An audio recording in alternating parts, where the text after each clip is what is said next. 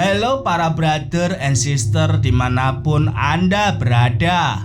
Di kesempatan kali ini kita akan menyajikan sebuah ulasan alur cerita film yang telah rilis di tahun 2013, yaitu The Wolf of Wall Street. The Wolf of Wall Street ini menceritakan tentang kisah nyata Jordan Belfort yang diperankan oleh Leonardo DiCaprio. Jordan Belfort ini adalah seorang pialang saham Wall Street untuk perusahaan LV Rothschild. Akan tetapi dalam menjalankan pekerjaannya sebagai pialang saham, ia hanya memikirkan dirinya sendiri agar mendapatkan keuntungan sebanyak-banyaknya. Film karya Martin Scorsese ini mengisahkan cerita Jordan Belfort dalam kesehariannya sebagai pialang saham ilegal. Jordan Belfort sendiri juga terikat dengan narkoba, money laundry, dan juga perselingkuhan. Oke brother and sister, tidak lama-lama kita langsung saja ke pembahasannya.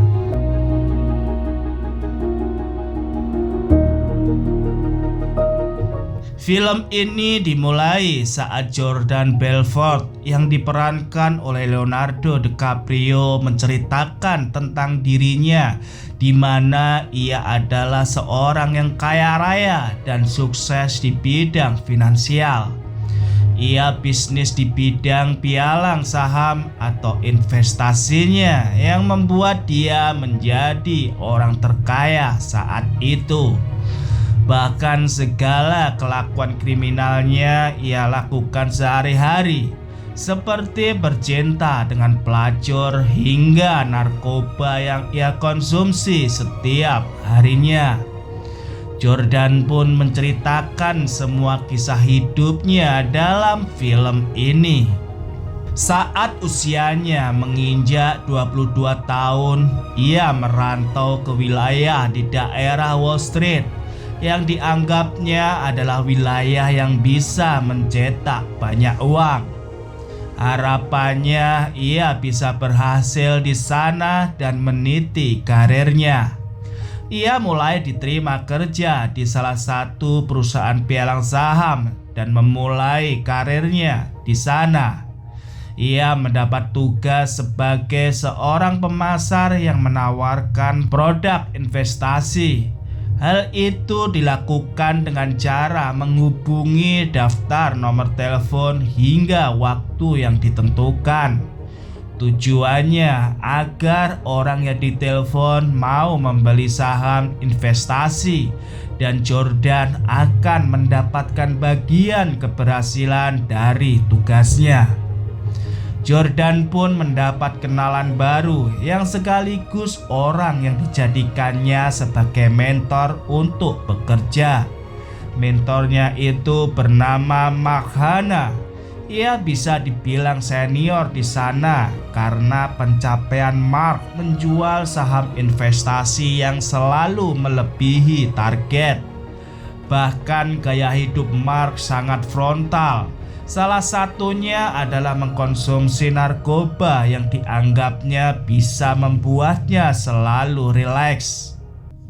Jordan banyak berbincang dengan Mark saat makan siang, termasuk bagaimana trik Mark saat berbincang dengan calon investor melalui teleponnya untuk menawarkan produk investasi.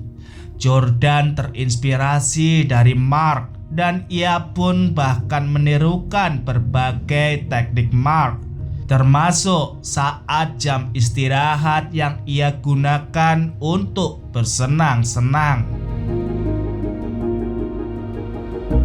Akhirnya perusahaan memberikan lisensi kepada Jordan sebagai seorang pialang saham. Karirnya pun baru dimulai dengan kondisi yang sebenarnya. Hari Senin menjadi hari yang hitam bagi Jordan. Baru saja seharian ia bekerja menjadi Master of Universe Saham yang dipegang pun anjlok drastis di pasaran. Akhirnya di hari itu apa yang telah dilakukan oleh semua karyawan termasuk Jordan dan Mark sia-sia. Seluruh karyawan terdiam dan mendapatkan kabar bahwa perusahaan Rothschild yang ditempati Jordan tutup. Jordan saat itu kebingungan karena baru saja ia mendapatkan pekerjaan di Wall Street, namun baru sebulan sudah harus menjadi pengangguran. Padahal ia dan calon istrinya akan segera menikah. Jordan pun sibuk mencari kerja dan ia fokus di bidang pekerjaan yang sama. Karena pikirnya ia menjadi seorang pialang saham akan membuatnya cepat kaya raya. Jordan melihat salah satu iklan di koran yang diberitahu oleh calon istrinya bahwa ada lowongan kerja untuk seorang pialang saham di perusahaan kecil yang bernama Investor Center Jerman. Ia pun akhirnya mendatangi perusahaan yang berada di Long Island itu untuk mendapatkan pekerjaannya. Di sana ia melihat kondisi dalam kantor di mana para pekerjanya sedang melakukan hal yang sama saat ia bekerja di Wall Street. Menelpon calon klien dan menjual saham hingga mendapatkan komisi. Jordan akhirnya mendapatkan pekerjaan itu karena ia tertarik dengan pembagian komisinya. Jika ia berhasil menjual saham kepada kliennya, maka ia akan mendapatkan komisi sebesar 50%. Padahal ini adalah perusahaan kecil yang menjual belikan saham-saham berskala kecil. Tak disangka semua karyawan di sana terpukau dengan cara berbicara Jordan yang sangat mahir dan berhasil menaklukkan klien premium. Jordan pun bisa langsung gol di panggilan telepon pertamanya dan ia berhasil menjual saham senilai $4.000 dan tentu ia pun mendapatkan komisi 50% dari pekerjaannya. Dari sinilah kemahiran Jordan dalam menjual saham investasi terbukti. Ia banyak meraih prestasi dan komisinya dalam menjual saham. Gaya hidupnya pun mulai beranjak berubah dan banyak membeli barang-barang mewah dan lain sebagainya. Suatu ketika Jordan sedang duduk santai di sebuah kafe. Ia didatangi oleh Donnie yang ternyata tertarik dengan pekerjaan Jordan sebagai pialang saham. Donnie pun mengaku ingin kaya seperti Jordan dan ia bersedia berhenti dari pekerjaannya sekarang untuk ikut bersama Jordan sebagai pialang saham. Mereka pun berdua akhirnya berteman dan siap untuk mendirikan perusahaan pialang saham sendiri. Ya, namanya Jordan sudah kaya dan ia siap membangun perusahaan sendiri daripada harus kerja bersama orang lain. Jordan dan Donnie akhirnya menyewa sebuah ruko bekas reparasi bodi mobil. Jordan dan Donnie sepakat untuk mendirikan perusahaan pialang sahamnya. Di sana mereka pun merekrut beberapa orang untuk tergabung menjadi timnya. Tentunya orang-orang itu adalah pilihan Jordan yang memang handal dalam melakukan penjualan. Bahkan mereka berpengalaman dalam menjual salah satu jenis narkoba. Mereka pun akhirnya sepakat dan terbentuklah perusahaan pialang saham dengan anggota tim yang sangat unik.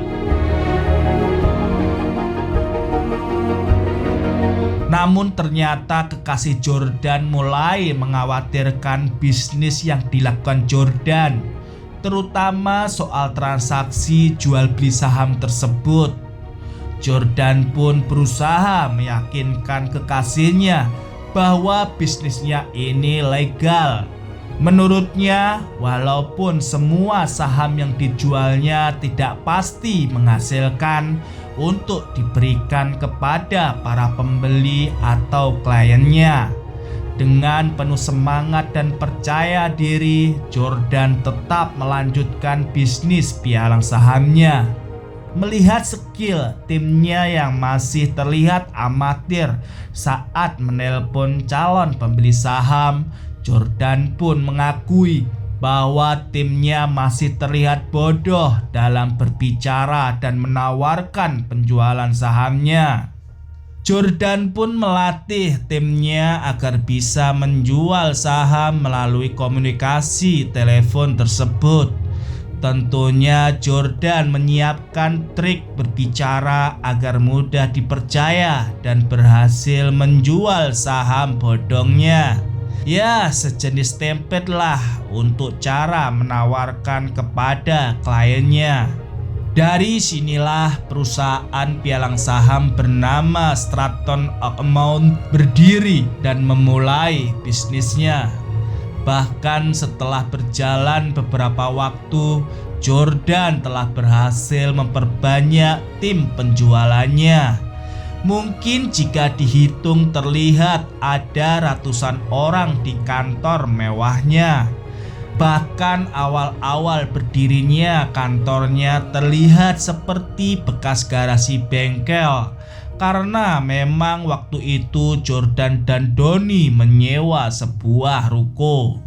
Namun sekarang sudah terlihat seperti kantor sesungguhnya dan memiliki departemen plus dengan segala sistemnya. Yang menarik adalah Jordan bisa menjamin keberhasilan karyawannya untuk mendapatkan komisi dari pencapaian penjualan saham.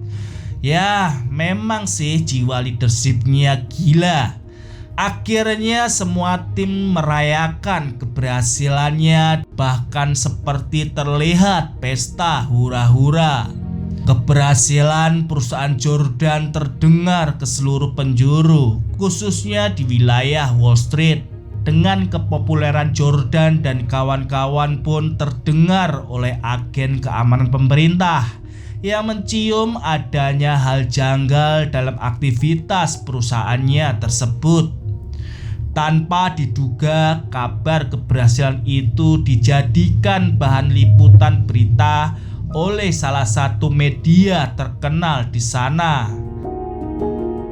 Menurut Jordan, dalam tulisan itu, ia dan teman-temannya dianggap seperti Robin Hood yang mencuri harta orang kaya dari bisnis pialang sahamnya.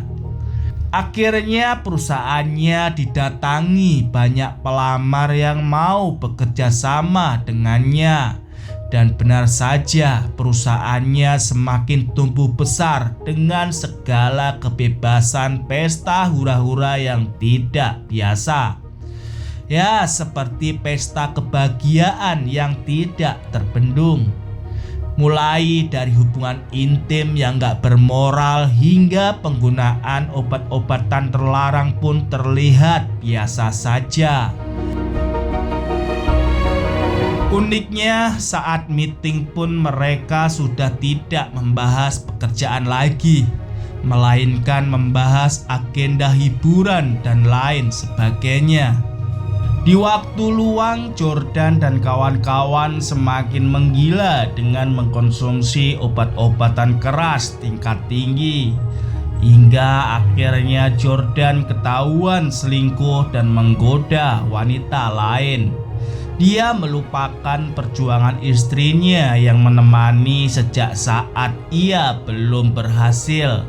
Tak lama kemudian kabar perselingkuhan itu terdengar oleh istrinya Jordan, bahkan kepergok langsung oleh istrinya, dan mereka pun bertengkar hingga memutuskan untuk berpisah.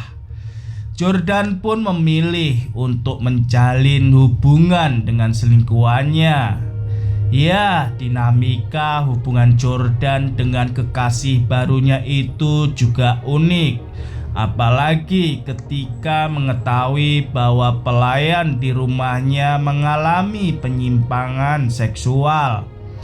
Penyimpangan soal uang juga dilakukan oleh Jordan, khususnya dalam mengelola uang pialang saham.